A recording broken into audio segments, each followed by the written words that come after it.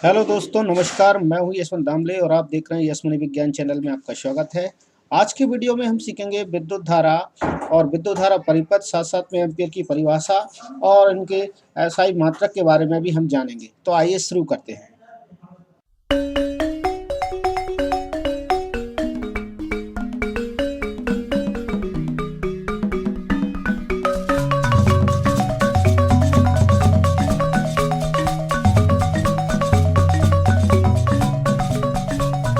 अध्याय 12 विद्युत। विद्युत के बारे में आज हम पढ़ेंगे। विद्युत में कौन कौन से टॉपिक हम पढ़ना चाहेंगे, आज मैं आपको बता देता हूँ। सबसे पहले स्टार्ट करेंगे हम विद्युत धारा और परिपथ से 12.1। इसमें मुख्य तत्व यह है कि विद्युत धारा है क्या। तो विद्युत धारा क्या है, इसे हम देख लेते हैं। विद्युत धारा वास्तव में है क्या। विद्युत धारा वास्तव में आवेश के प्रवाह की दर को विद्युत धारा कहा जाता है। आवेश के प्रवाह से तात्पर्य होता है कि आवेश विद्युत में तार से होकर, यहाँ इन तारों से निकलकर या तार से निकलकर आवेश एक स्थान से दूसरे स्थान की ओर चलता है, तो उसमें आवेश में गति हो जाती है, जिसके कारण तो वह फ्लो होता है, प्रवाह होता है उसका, जिसे कहा जाता है विद्युत धारा। जब आवेश एक स्थान से दूसरे स्थान की ओर फ्लो करता है तो उसे विद्युत धारा कहा जाता है, ठीक ना। लेकिन उसकी परिभाषा को हम देखते हैं तो परिभाषा कुछ अलग ही आपको नजर आएगी, जिसे हम यहाँ दिखा रहे हैं आपको कि विद्युत आवेश के प्रवाह की दर को विद्युत धारा कहते हैं। विद्युत आवेश के प्रवाह की दर को क्या कहा गया है, विद्युत धारा कहा गया है। विद्युत आवेश की प्रवाह की दर को, या आप आवेश की प्रवाह की दर को कहना चाहें तो आवेश के प्रवाह की दर को विद्युत धारा कहते हैं। तो इसमें एक शब्द और जोड़ेंगे आप, विद्युत आवेश की प्रवाह की दर को विद्युत धारा कहते हैं। अब रही बात परिपथ की, तो परिपथ की बात करेंगे। परिपथ एक ऐसा है, यहाँ पर एक शब्द दिया गया है परिपथ। ये तो परिपथ क्या है। परिपथ में हम देखेंगे विद्युत परिपथ होते हैं। विद्युत परिपथ ये काय से मिलकर बने होते हैं, यह मैं आपको बताता हूँ कि विद्युत परिपथ वास्तव में सिस्टम में यह स्विच सेल हो सकता है, बल्ब हो सकता है और सेल हो सकते हैं।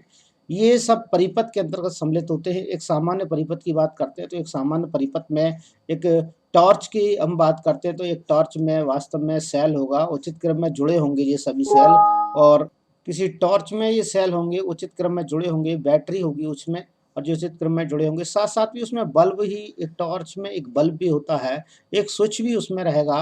ये सारी चीज़ें होती हैं, ठीक ना। स्विच को हम ऑन करके उसे चालू कर सकते हैं, ठीक है ना, और उस स्विच को ऑफ करके उसे बंद भी कर सकते हैं। ये परिपथ का काम होता है। और परिपथ को हम देख लेते हैं, परिपथ किस प्रकार से। परिपथ लाइन ड्रॉ कर रहा हूँ, ये एक संयोजी तार है, ये मान लीजिए आप, ठीक। और दूसरा संयोजी तार में यहाँ से इसमें लेना चाहूँगा तो मैं यहाँ ले रहा हूँ इसमें, ठीक। इसके बीच में मैं गैप खाली छोड़ूंगा कुंजी के लिए, ठीक है। फिर यहाँ पर एक संयोजी तार मैं लूँगा, यहाँ पर मैं स्थान खाली छोड़ देता हूँ इसमें बैटरी के लिए, सेल के लिए, और यहाँ पर मैं इसे जॉइन, और यहाँ मैं लगाना चाहूँगा एक बल्ब, तो यहाँ मैं खाली जगह छोड़ देता हूँ। देखिए यहाँ पर मैं बल्ब ऐड कर दूंगा तो ये बल्ब के लिए खाली जगह छोड़ दिया। देखिए अब यहाँ पर ये सपोज दैट मान लीजिए कि यहाँ एक बल्ब है,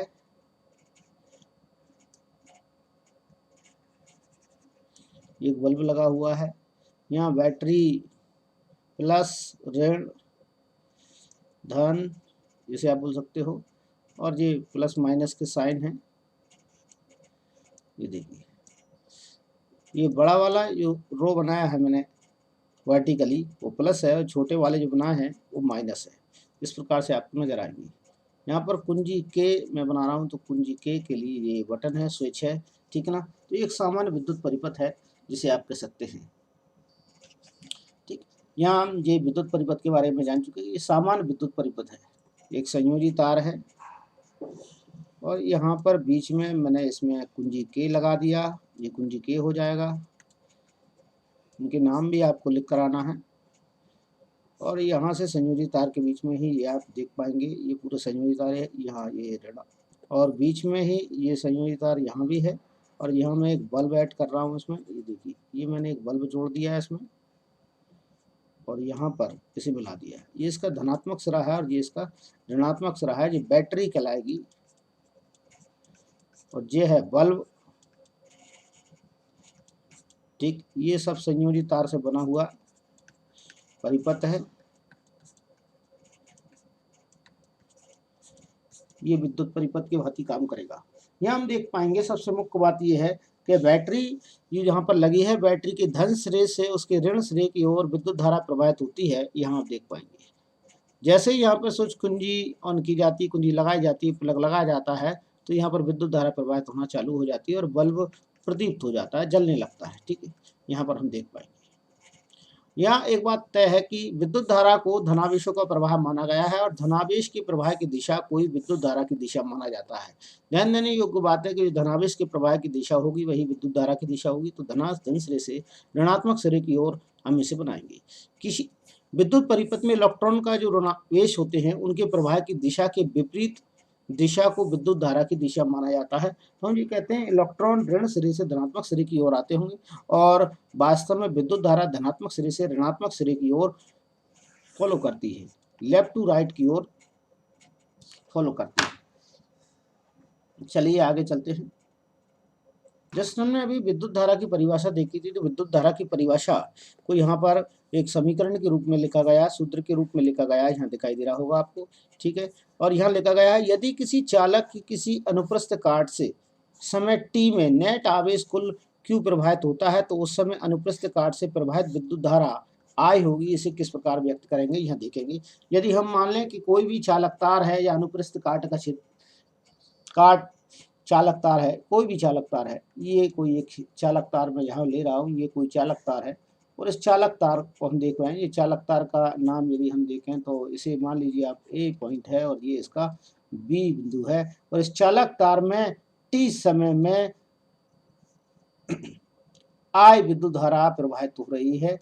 ठीक है, तब हम इसे विद्युत धारा को प्रवाहित जो हो रही है और इसमें जो I विद्युत धारा प्रवाहित हो रही है, धारा का मान कितना हो रहा है I, लेकिन यहाँ पर जो आवेश प्रवाहित होता है उसे कहा जाता है Q। ठीक है, इसका टोटल विद्युत धारा का मान क्या बोलेगा I है, लेकिन इसमें जो आवेश प्रवाहित होता है उसे कहते हैं Q। तब हम इसको व्याख्या कर सकते हैं या इसका समीकरण का रूप दे सकते हैं कि आवेश के प्रवाह की दर को विद्युत धारा कहते हैं। तो आवेश हो जाएगा हमारे पास Q बटे T, प्रवाह की दर मतलब समय का भाग लगा देंगे और यहाँ पर विद्युत धारा I आ जाएगी। तो ये एक समीकरण बन जाएगा I बराबर Q बटे T। ठीक, तो इस प्रकार से आप ये समीकरण लिख सकते हैं।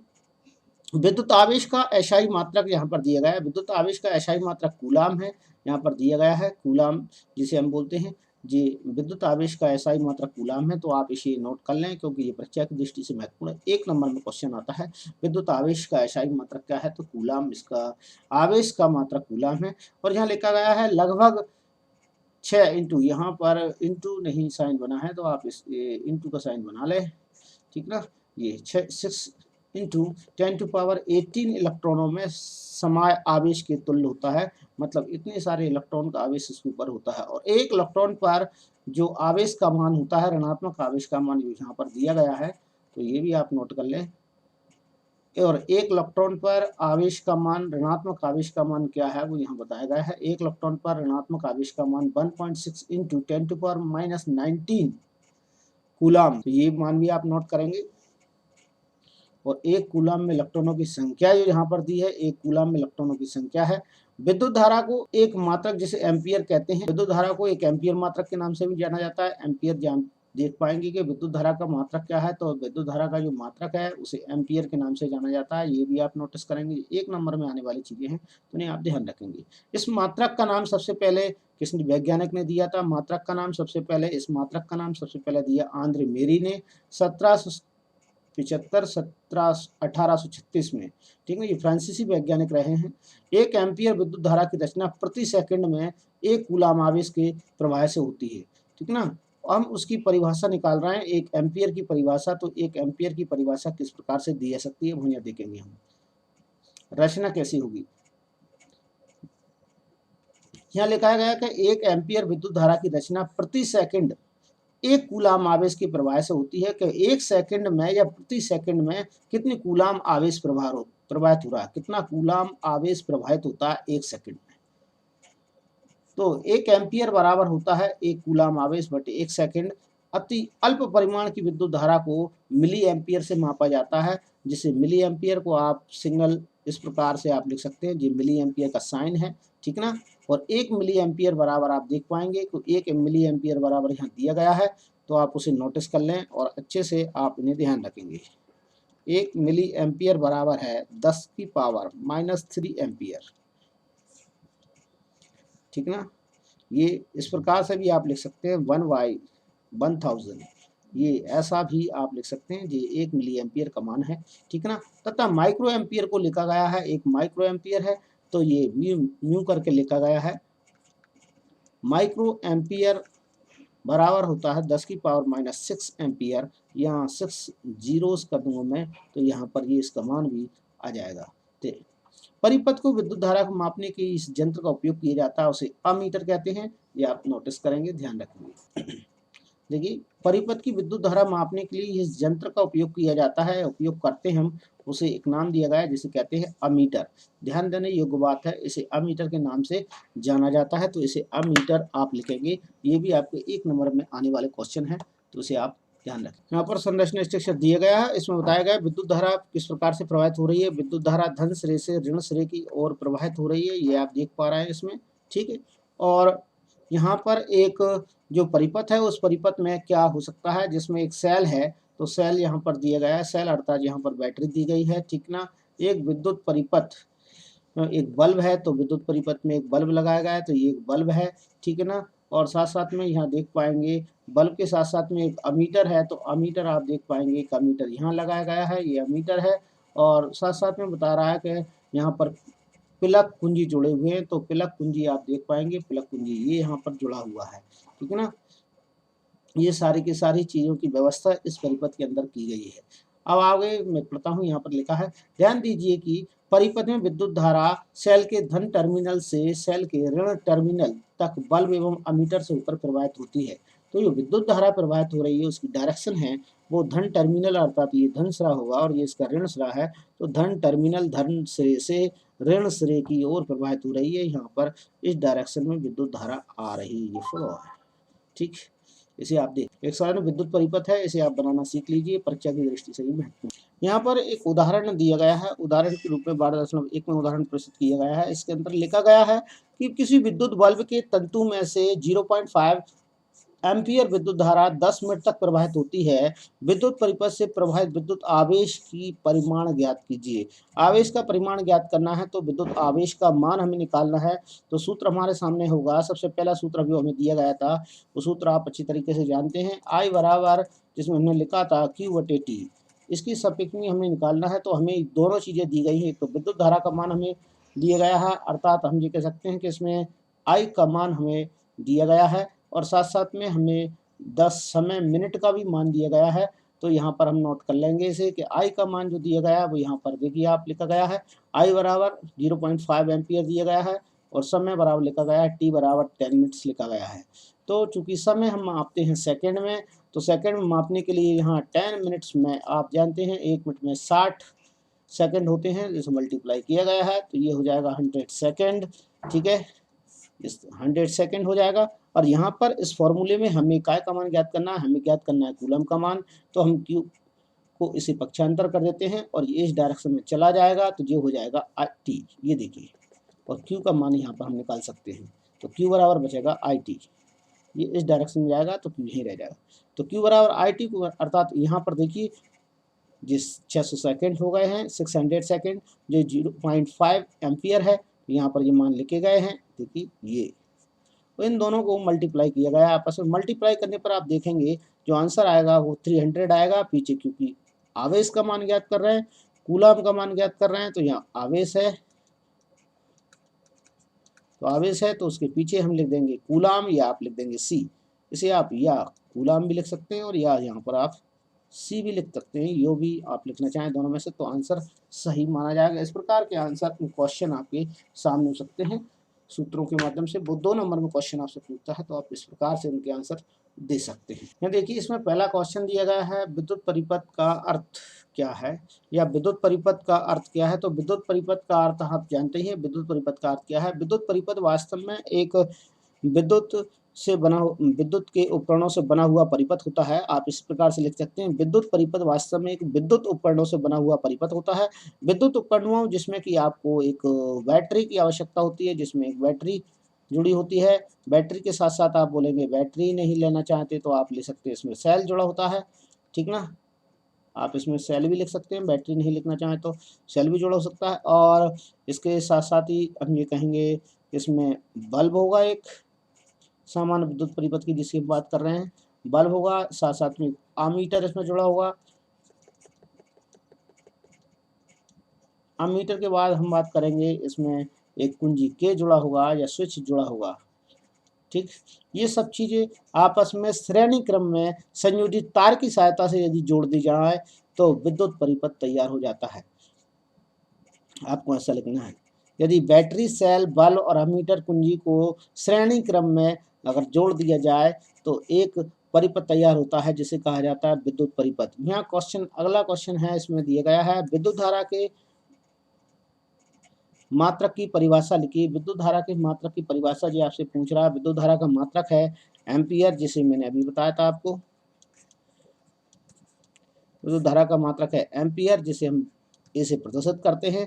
इसकी परिभाषा पूछ रहा है तो इसकी परिभाषा किस प्रकार से देंगे हम, देखिए एम्पियर, एम्पियर अर्थात ए है यहाँ पर, और यहाँ पर विद्युत धारा को हम बोलते हैं आई बराबर क्यू टी। तो क्यू बराबर यहाँ पर विद्युत धारा को हम बोल रहे थे क्यू बटे टी। यहाँ पर देखिए क्यू बटे टी, तो क्यू को हम लिखते हैं कूलाम, कूलाम उसका आवेश है। और यहाँ पर समय को लिखते हैं सेकंड में, तो यहाँ पर हम लिख देंगे सेकंड।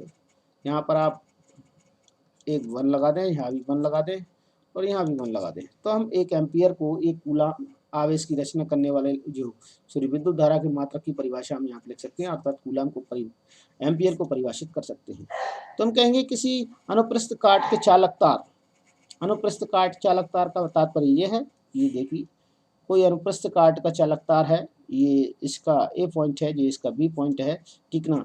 किसी अनुप्रस्थ काट के चालक तार ए बी का नाम भी ले सकते हैं आप, में 1 सेकंड में, कितने सेकंड में, 1 सेकंड में यदि 1 कूलाम आवेश प्रवाहित होता है, 1 कूलाम आवेश प्रवाहित होता है, यहाँ पर आप लिख दें 1 कूलाम आवेश प्रवाहित होता है, तो चालक तार में बहने वाली विद्युत धारा 1 एम्पियर होगी, ठीक है। सीधा सीधा लिखेंगे आप, यदि किसी चालक तार में 1 सेकंड में 1 कूलाम आवेश प्रवाहित होता है तो उसमें बहने वाली विद्युत धारा की मात्रा 1 एम्पियर होगी।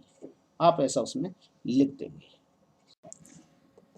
एम्पियर की परिभाषा इस तरह से है, किसी चालक तार में 1 सेकंड में यदि 1 कूलाम आवेश प्रवाहित होता है तो प्रवाहित विद्युत धारा का मान 1 एम्पियर होगा। आप इस प्रकार से परिभाषा को लिखेंगे, ठीक।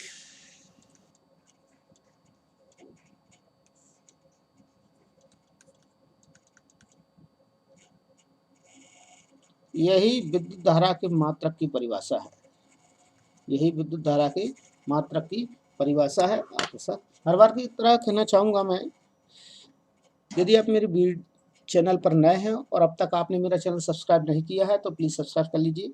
आपको इसी क्रम में वीडियो लगातार मिलते रहेंगे अब, ठीक। और मेरे चैनल को लाइक करें, सब्सक्राइब कर दें और शेयर करें। आज की वीडियो में इतना ही, वीडियो लंबा हो जाएगा ज़्यादा।